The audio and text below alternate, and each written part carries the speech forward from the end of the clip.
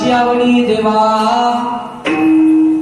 भाविकाची आवडी देवा, करी सेवा निज प्रीती, हिंडे तया मागे पुढे नाशी पुढे सकळ, घरी दारी वसे हरी, घरी दारी वसे हरी, विश्वंभरी भावजा, हिंडे तया मागे पुढे नाशी पुढे सकळ, निळा मने संदेह नाही, निळा मने संदेह नाही, भक्ता पाहे यावरी, हिंडे तया मागे पुढे नाशी पुढे सकळ, नमो विठ्ठला राजया पांडुरंगा, नमो रुक्मिणी मौली ज्ञानगंगा, नमो पुंडलिका, नमो चंद्रभागा, नमस्कार माझा रुक्मिणी पांडुरंगा,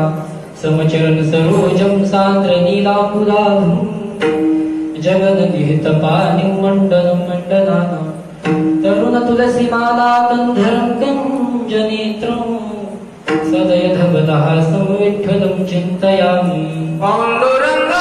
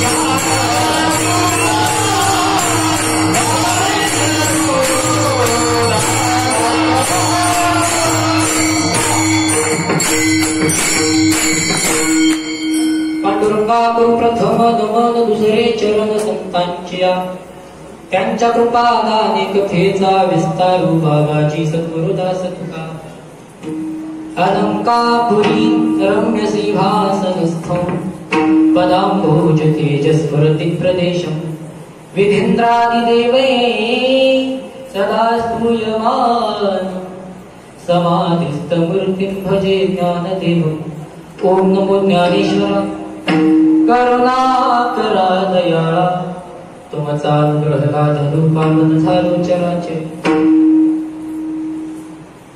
नमो सद्गुरु तुकया ज्ञान दीपा नमो सद्गुरु सच्चिदानंद रूपा नमो सद्गुरु भक्त कल्याण मूर्ती नमो सद्गुरु भास्करा पूर्ण कीर्ती सेवेदागी सेवक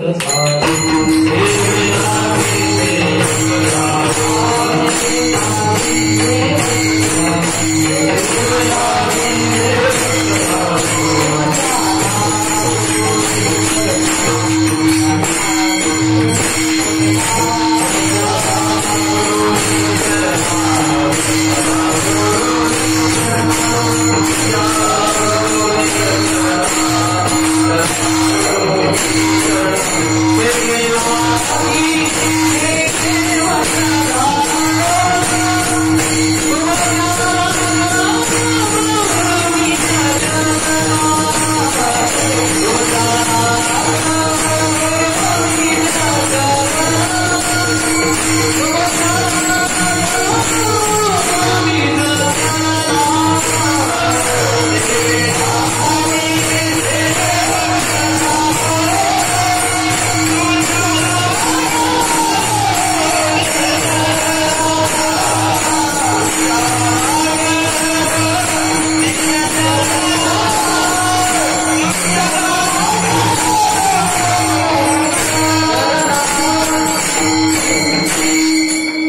लागी सेवक झालो तुमच्या लागलो निज चरणा अहो स्वामी तुकया देवा यावरी न करावा वीर श्री संतांची माथा चरणावरी साष्टांग हे करी दंडवत विश्रांती पावलो सांभाळा उत्तरी वाढले उत्तरी प्रेम सुख ज्ञानेश ज्ञानमूर्तींचा साक्षात प्रेम स्वरूपिता नामदेवंच दयामूर्तीं नाथ वंदे पुनः वैराग्यसे परामूर्ती देव क्षेत्र निवासिना तुकाराम महाराष्ट्र दत्तराज चतुष्टकम सच्चिदानंद रूपाय विष्णुपत्यादि हेतवे तापत्रय विनाशाय श्री कृष्णाय वयं नमः जिथे ज्ञान विज्ञान संजीव होती जिथे योग विद्येस सामर्थ्य जिथे मानवाला मिळे मोक्ष गाथा तुझ्या पायरीशी सदा नम्रमाता तुझ्या मंदिरी अर्थ जीवास तृप्ती तुझ्या दर्शनी लोक स्वानंद भीती श्रुती धन्य झाल्या तुझे गीत गाता तुझ्या पायरीशी सदा नम्रमाता नवी फुलश्वत्थ वृक्षास आली जिथे इतोमी सवे वेद झाले तुझ्या शब्द शब्दात सायुज्यनाथा तुझ्या पायरीशी सदा नम्रमाथा नमो ज्ञानेश्वरा नमो ज्ञानेश्वरा निवृत्ती उद्धारा सोपान देवा मुक्ताबाई त्रिभुवन पाहू जयांचे किल्ल्या स्मरण होय सकळ विद्यांच्या अधिकरण तेची बंधू श्री चरण श्री गुरूंचे ते नमस्कार भाविकाच्या वडी देवा भाविकाच्या वडी देवा करी सेवा निज प्रीती हिंडे तया मागे पुढे नाशी पुढे सकळ विश्वमंगल्याचं स्वप्न अविरत उराशी बाळगून अखंड मानव जातीला ज्ञानाचा मार्ग दाखवणारे विश्वमावी ज्ञानोबराय जगाचा संसार सुखाचा व्हावा याकरता स्वतःच्या संसाराची राख रांगोळी करून जगाचा माथा जागावर यावा याकरता गाथा निर्माण केला पण या माथ्यांनी तो गाथा पाण्यामध्ये बुडवला तरीही जगावर न रागवता अतूट अटूट जगावर प्रेम करणारी विश्ववंद्य महाराष्ट्र घोषित जगद्गुरु तुकोबाराया शांती ब्रह्मनाथ महाराज ओंकारनाथ भगवान नरसिंह भगवंत ग्रामदैवत मारुतीरायांच्या पवित्र प्रांगणामध्ये चालू असणारा हा भव्य दिव्य स्वरूपाचा अखंड हरिनाम सप्ताह तथा ग्रंथराज ज्ञानेश्वरी पारायण कीर्तन महोत्सव ज्यांच्या मुखातून आपण गेली 4 दिवस झालं श्रीमद भागवत महात्म्याची कथा श्रवण करत आहात असे आदरणीय सोपानजी महाराज आहेरवाडीकर यांच्या मुखातून आपण कथा श्रवण करत आहात त्या कीर्तनाच्या अनुषंगाने जमलेली सर्व गावकरी मंडळी पाहुणी मंडळी कीर्तनाला साथ करण्याकरता उपस्थित संगीत विशारद संगीत अलंकार विष्णू महाराज राठकर असतील जनार्दन महाराज असतील आपल्याच गावातील जगन्नाथ महाराज असतील प्रथमगावर ज्यांची सुंदर साथ आहे प्रथम विशारद तालमनी तबलावादक हरिभक्त पारायण माधव महाराज रिदोडकर शंकर महाराज रिदोडकर सर्वांच्या चरणी नतमस्तक होतो किंवा सर्व श्रोते माधवांच्या चरणी नतमस्तक होतो ज्यांचा अभंग आज सेवेकरता निवडलेला आहे अशी पिंपळनेर निवासी निरोपा आहे या अभंगाच्या माध्यमातून जगाच्या मालकाची आवड आमच्या समोर सांगतात नेमकं देवाला आवडतं काय देव कशाचा भुकेला आहे त्याचं दिग्दर्शन महाराज अभंगामध्ये करतात विश्वमाऊली ज्ञानोबरायांनी ज्ञानेश्वरी मध्ये जगाच्या 2 आवडी सांगितल्या जगस्प्रियास्पद एक सार्वभौम पद नमरणी निर्विवाद जगापणी सत्ता प्रत्येकाला आवडते सत्ता आवडत नाही असा माणूस जगामध्ये नाही प्रत्येकाला सत्ता आवडते नवऱ्याला बायकोवर करावीशी वाटते मुलाला बापाला मुलावर करावीशी वाटते प्रत्येकाला मी सांगावं आणि माझं कोणीतरी ऐकावं त्याला सत्ता म्हणतात की सत्ता प्रत्येकाला आवडते. नंबर 2चं आवड ज्ञानोबा ज्ञानेश्वरीमध्ये सांगतात, न मरणे निर्विवाद जगामणी. मरण कुणालाच आवडत नाही. आज एवढे जर तुम्ही कीर्तनाला जमता, कुणाला मरण आवडतं? कुणाला वाटतं आपण जावं? हातवर करा बरं, कुणाला मरण आवडतं? कुणालाच मरण आवडत नाही. मरण हे कुणालाच आवडत नाही, पण देवानं मरण असं बनवलं माय बाप, ते जग मरण कुणालाच सुटत नाही.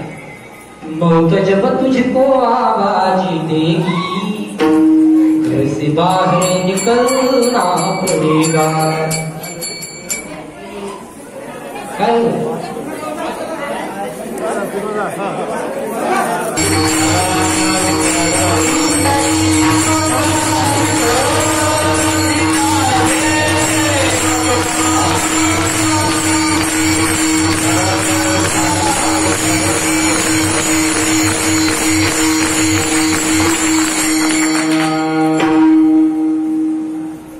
मरण असं बनवलं देवानं, ते तुम्हाला चुकत नाही.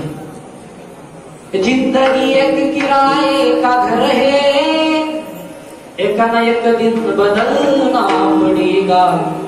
मौत जब तुझको आवाज़ देगी, घर से बाहर निकलना पड़ेगा. प्रत्येकाला मरावं लागतं. इथं राहण्याकरता कोणी झालेला नाहीये. मग जगाची आवड आहे की मरू नये, पण प्रत्येकाला मरावं लागतं. सत्ता जगाला आवडते. ज्ञानोबा यांनी या जगाच्या आवडी 3 प्रकारच्या सांगितल्या. एक जीवाची आवड सांगितली, एक साधू संतांची आवड एक सांगितली, आणि एक देवाची आवड सांगितली. आता या तिन्हीमध्ये गंमत आहे. साधूला काय आवडतं, जीवाला काय आवडतं, आणि देवाला काय आवडतं. जीव जन्माला येतो आणि जीवाची आवड वेगळी. जीवाला नेमकं आवडतं काय? जीवाला 2-4 बायका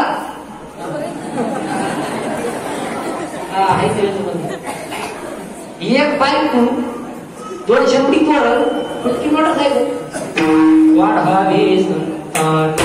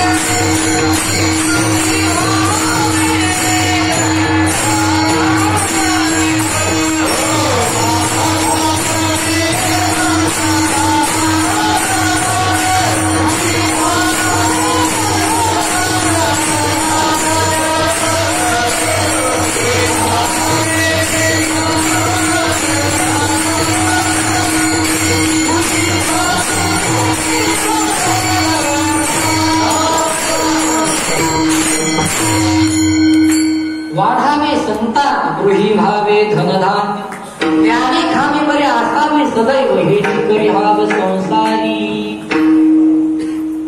आपल्याला काय खाण्यापिण्या करता आणि ऐशाराम करता, खावं प्यावं झोपावं, याला आपण संसार म्हणतो. संसारामध्ये प्रत्येकाला सुख वाटतं, पण संसारामध्ये अजिबात सुख नाही. संसारामध्ये सुख नाहीच, केवळ सुखाचा आभास आहे. या आभासामध्ये लोक जगतात आणि दुःखाला कारणीभूत ठरतात. माऊली म्हणतात, हे विषय तरी कैसे रोहिणीचे जळ दैसे, का स्वप्नीचा आभासी भद्र जाती. या विषयामध्ये लोक गुरफटलेले संसारातली, म्हणून त्यांना संसार आवडतो. संतांना जीवाला संसार आवडतो. संसार जीवाला आवडतो. नेमकं साधूला आवडतं काय? जीवाची आवड झाली, जीवाला संसार आवडतो. नंबर 2ची आवड सांगितली, साधूची आवड. साधूला आवडतं काय? साधू संत हे या संसारामधल्या माईक सुखाचा त्याग करतात आणि नित्य ईश्वर चिंतनामध्ये रममान होतात. इतकं ईश्वर चिंतनामध्ये रममान होतात, इतकं होतात, ईश्वराचा एक अंश बनून ते राहतात. अशा भक्तांना जर त्यांच्या आवडीचा जर विषय विचारला तर महाराज आपल्या हातात प्रमाण देतात. नावडे जन धन माता,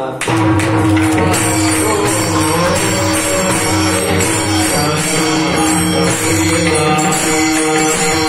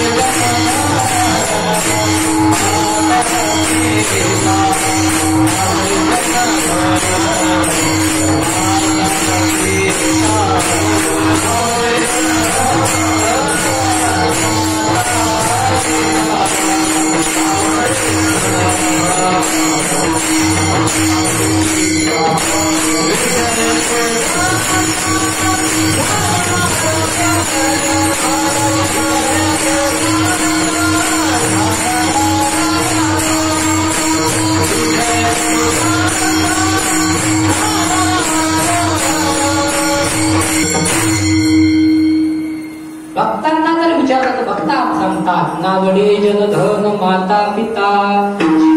संतांना फक्त देव आवडतो. मग तुम्ही म्हणाल महाराज संतांना देव आवडतो, संसारिकांना जीवाला देव का आवडत नाही? संसार का आवडतो जीवाला? त्याचं माऊली म्हणतात जीवातल्या लोकांना, संसारातल्या लोकांना, या जीवाला आणखी संसारातला अंतरंग कळणे. आणि ज्या दिवशी या संसारातला अंतरंग लोकांना कळेल त्या दिवशी लोक या संसाराला प्रेम करणारच नाही, संसारामध्ये जाणारच नाही. संसारातला अंतरंग कळले जाणार नाही महाराज. ज्या गोष्टीतला अंतरंगच आपल्याला माहिती नाही त्या गोष्टीला झटून फायदा. अंतरंग एकदा माहिती झालं माणूस डबल त्या वाटत जात. सर्व गोष्ट लग्न झाले,